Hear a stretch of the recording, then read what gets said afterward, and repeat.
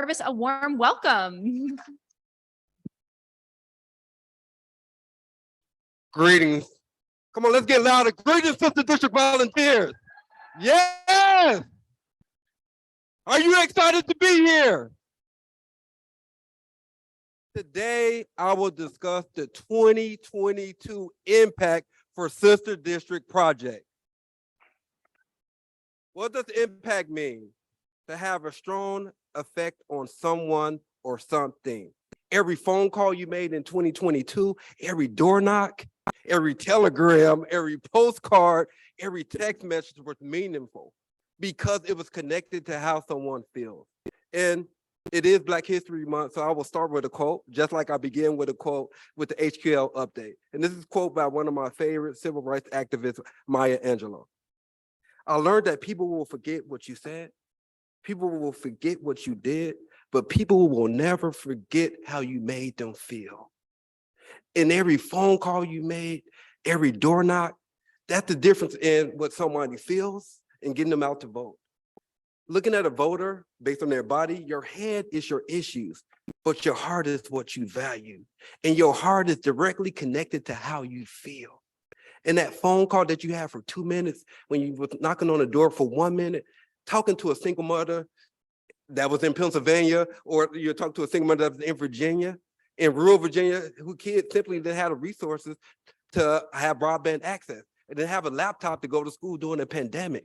Those are the impactful conversations that we have. That's the difference between someone going out to vote and someone not voting. And that's the true impact, to be that true person in someone's life, to understand why they're going out to vote. And that's directly based on how they feel. So again, give yourselves a round of applause for what we did in 2022.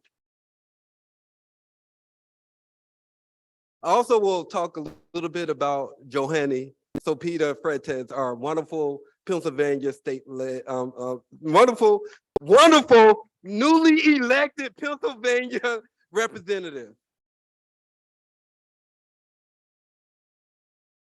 She sent me a message, and I'm going to read it word for word. She said, Jarvis, this is our victory. Our partnership will be eternal and beyond. Sister District is not only dedicated to winning campaigns, we're dedicated to building internal bonds for the people, by the people. And it starts block by block, precinct by precinct, and everyone in this room understands the value of getting people out to vote, because states matter. Look at this. 37 out of 36 candidates victorious, 18 out of 18 fully endorsed candidates. Elections have consequences, as Lala has stated. Elections have consequences. And now, because we elected the right people, and we're fighting against a conservative Supreme Court, you saw what they did for our women's right to choose, our civil rights, our human rights. Today is a very important day. Again, this is Black History Month. February 25th, 1870, Herman L. Rebels of Mississippi was sworn as the first Black U.S. Senator and first Black representative in Congress, February 25th, 1870, 153 years ago. 153 years ago, and 153 years now in 2023, we're still fighting for women's right to choose. We're still fighting for voting rights. We're still fighting for human rights. And that's why everyone is in this room, because we understand we can't stop, we won't stop, in the importance of bringing state power back to the people. We flipped the Pennsylvania House. We flipped Melissa Serrano won by 63 votes, and we flipped the House by 1 representative. We earned the blue trifecta in Michigan for the first time since 1984. And some people in this room were not born in 1984. Very important, we protected the veto power. This is make Mara very happy. Veto power of Governor Everett in Wisconsin, very important. Where's Dale Butler? We protected the veto power of Governor Cooper in North Carolina. Look. Phone banking, Taylor, organizing. 70% of total candidate doubts came from Sister District project volunteers. I feel like Neil is in my head right now. 1,211 local volunteers recruited. Very important. Finding those local volunteers in Lorena's district, in Deb's district, getting those persons excited to volunteer for Deb and Lorena is very important. 4,270 vote plans created. That's having a conversation with the voter over time to finally get them out to vote on election day. And that's the difference between the Pennsylvania House having a majority and not having a majority. 63 votes, 63 people. You're understanding what that person understands the value of their heart and getting them out to vote. 5,663 undecided voters identified. 5,600, and you get them all out to vote. And we surpassed our early Dow vote goal by 70,000 Dow for a total of 182,197 votes before Labor Day. Give yourself another round of applause. I started off with the organized and knocking on doors all across the country for People for the American Win, ACORN. I love canvassing. 4 teams, including our wonderful New York team, traveled to knock doors for 8 sister district candidates, 5,644 total doors knocked. And look, volunteers had an outsized impact in districts of Melissa Serrato, knocking on 2,604 doors. And that's the difference, again, between Pennsylvania House having a majority and not having a majority. 2,600 knocks. Texas. We all know Texas is not going to win anyone's campaign, but 80,000 texts in, and we had a coordinated ballot chase program that Taylor, where's Taylor at? Give Taylor a round of applause. Taylor worked with Dan Wheeler's campaign to coordinate a ballot chase program targeted to absentee voters. And the absentee voter program is very important in states such as Pennsylvania. If you have a field plan, you have to have an early vote plan. You have to have an absentee plan. You have to have an election day plan within your total field plan if you want to path to victory. And it starts with having a plan. I know a lot of you love postcarding. Over 100,000 postcards mailed. And again, you're going to ask me the question, Jarvis, we're doing postcards in 2023? Yes, we are. Don't worry about it. All right. National Phone Bank Program. Neil is in my head again. We had over 188 virtual phone bank events, 160,000 total dials, 3,000, almost 3,000 ships completed by 1,800 unique individuals. 1,800 unique individuals. Average attendance at our phone bank, 16. 51 called to join 10 or more phone banks. That means they had the right experience. And with our phone bank, we want to make sure you have the right experience. You know why? We want you to come back. And it starts with our leaders giving everyone the best experience possible. 97 positive feedback. We got our own YEP. 97 positive feedback rating on Mobilize. And as Emma said, from Illinois, she's probably from Chicago. Honestly, the most well-run phone bank I have ever attended. The check-ins every 30 minutes with new context each time was so motivating and helpful. So thank you, Emma. We will continue that motivation in 2023. Next, team highlights. All right, Chicago. They increased their total dials 180% since 2021. Give Chicago a hand.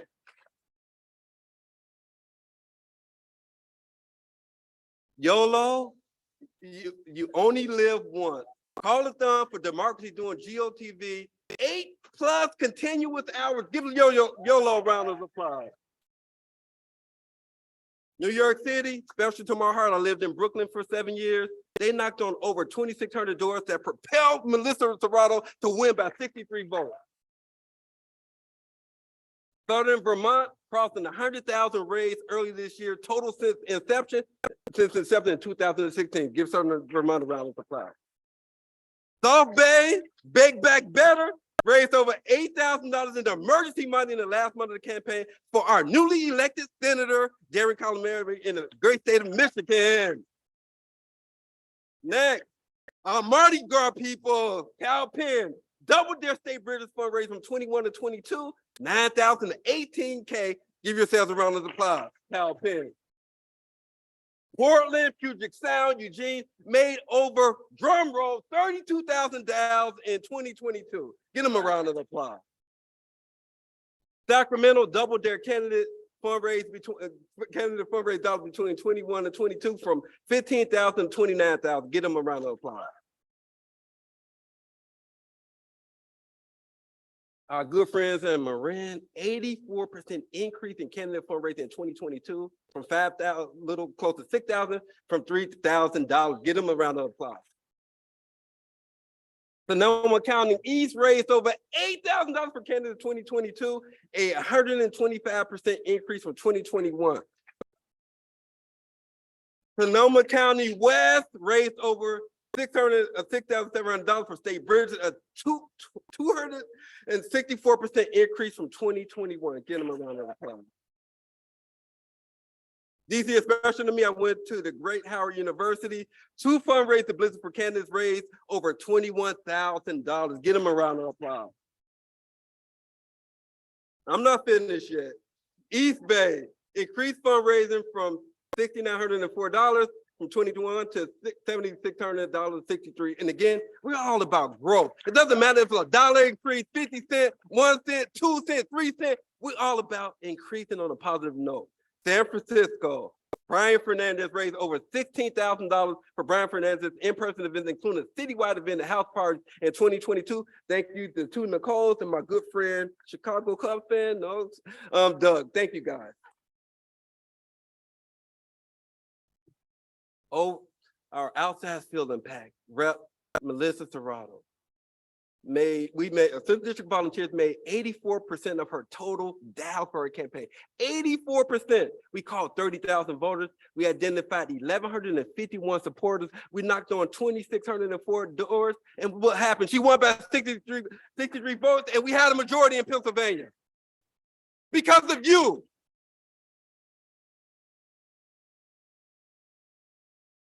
Fundraising. We surpassed our early money goal by $30,000. Early money is before September, before Labor Day. Very important, and it's in my head. Early money, early dollars, early dollars, early dollars, early dollars. 84% of funds raised for candidates were early dollars. Our best early dollar month was the June, 130,000 raised directly to candidates. And where's Lorena? Our outside support for our relative representative, Lorena Austin, raised 55% of their early money, contributed 23% of their total fundraiser. Lorena, we're here for you. We're not going nowhere. We're all family. We're gonna. All right. Taylor, could you come up here for a second? We'll talk a little bit about our campaign services program. We're free in-kind consultants using Taylor and I's I feel old, over 20 years of campaign experience. And as you see, 54% of our campaign service was dedicated to field. You know why? We learned so much in 2021. And we said in 2022, Taylor and I had our meeting, we said we will focus our efforts for campaign service into one important thing in 2022, field. Taylor, come up here. Give Taylor a round of applause.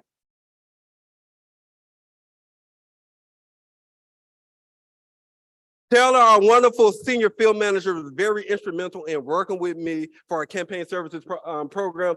49 unique projects completed for 14 endorsed candidates, starting with field, communications, digital, general consulting, and finance. And Taylor, who's a whiz on all of these, including, more importantly, field, understands the need to work with candidates to have a field plan, absentee vote plan, and a plan in general to start coalition building in the beginning towards the end. And you see what happened. So give Taylor a round of applause again.